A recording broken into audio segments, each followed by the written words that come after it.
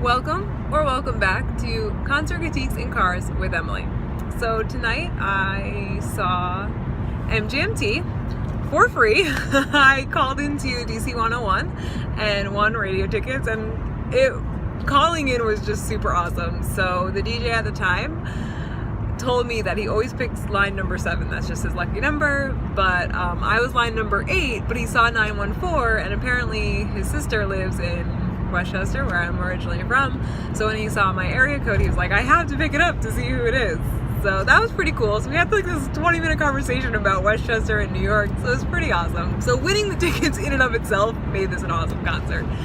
But anyway, so it was at the Anthem. I saw MGMT and a band, guy, I should say, not a band, Matthew Deer, as in like Dear Emily, not like the animal. But,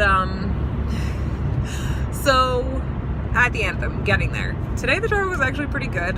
The only thing I'm not quite sure about with the Anthem is parking yet. So I have my little spots for most of the venues in DC, but Anthem is just too new for me, and I haven't really figured out great parking. Like today I went Spot Hero, which loves Spot Hero, and found a parking garage which was super cheap, but it was also like 0.8 miles away, so I had a little bit of walking to do.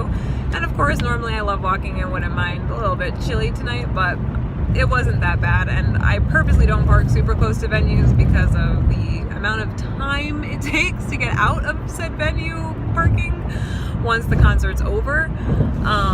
So I try and stick to like a little bit off-site parking, and also I again know a lot of free parking in the area, so I'm definitely not going to pay to sit in a parking garage for a half hour when I could be on the road, even if I have to walk a little bit further.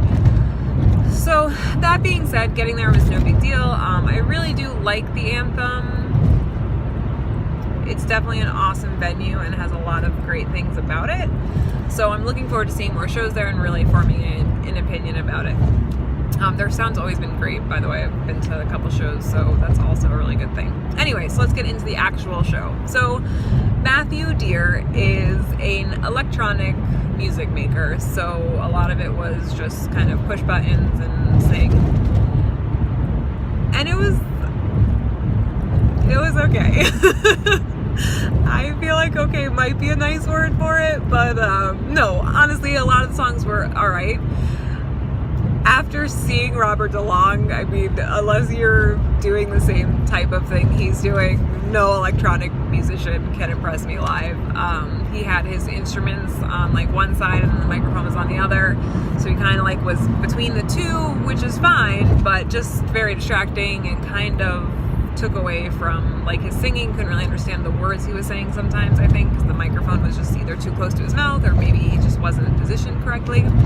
But there was really, honestly, just one song that was just so not good, and it was a song that I might submit to Jimmy Fallon's Don't Listen To, because it's really like, something about a ride and a red robe. It was a hot mess song. But that was the only one that really stuck out as being just really not great. All the other songs were okay.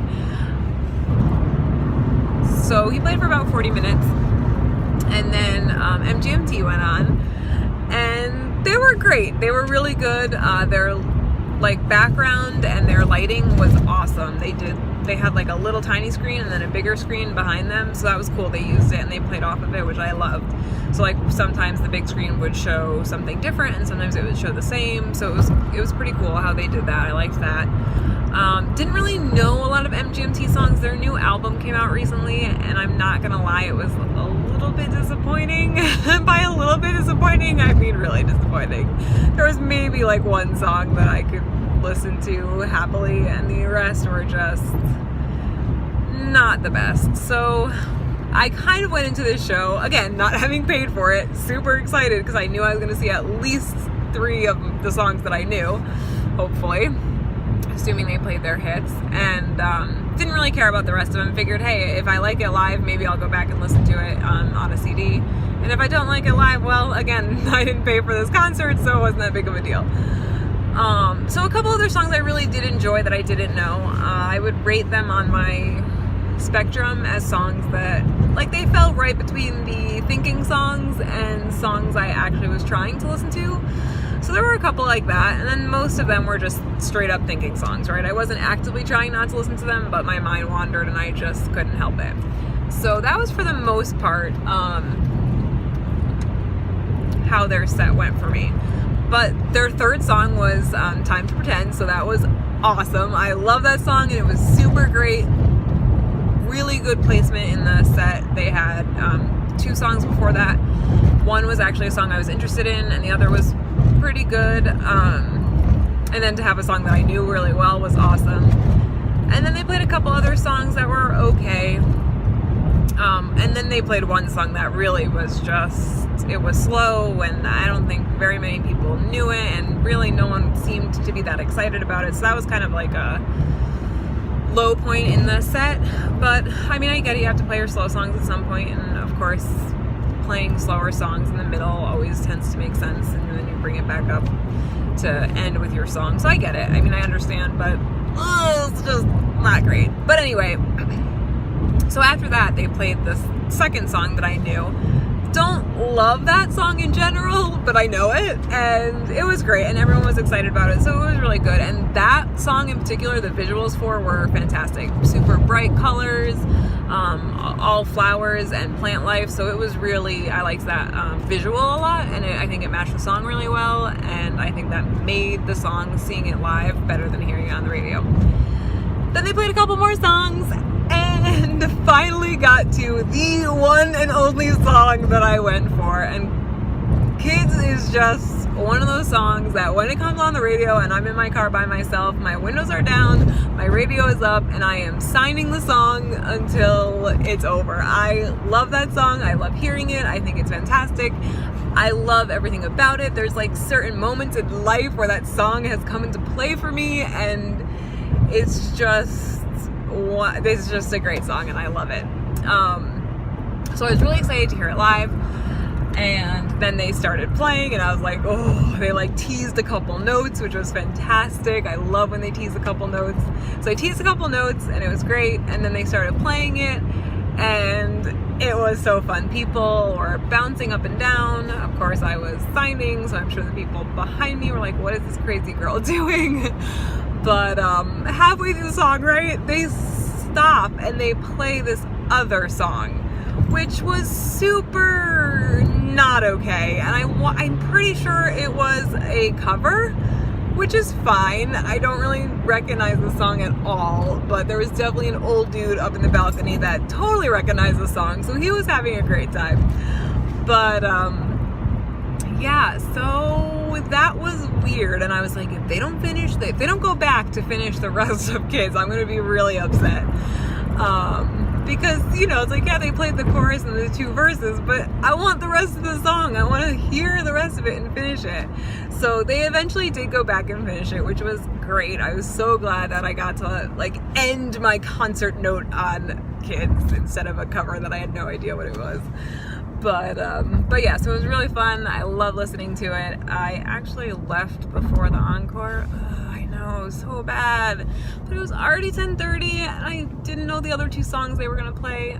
I may have looked at Setlist FM to see what was playing. God, I like did a lot of not usual Emily concert things. I never leave before the show's over, and I usually try and not look at Setlist FM to like still have the element of surprise, right? I don't actually like knowing what songs are coming. I like being surprised. So I kind of feel like I really did a lot of like concert no-nos, but whatever. Again, free concert. It was all just up in the air at that point. Once you don't have to pay for a ticket, I mean, come on, right? No. Anyway, so yeah, I love the show. I thought it was really good for not having paid for it.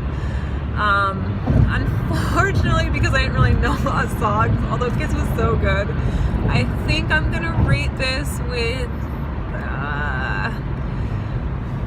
alright, so I'm gonna give it a 5.5, and here's why.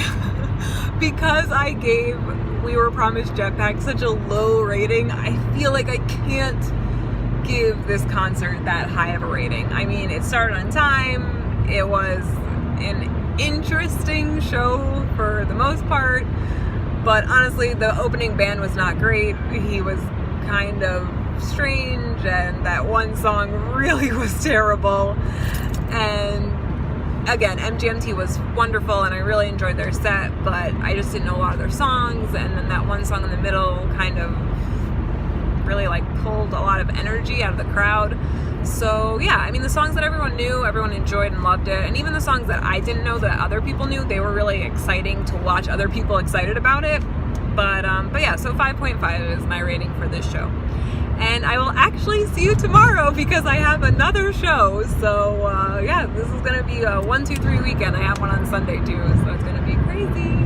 All right, well, have a wonderful day and evening, and I will see you tomorrow. Bye.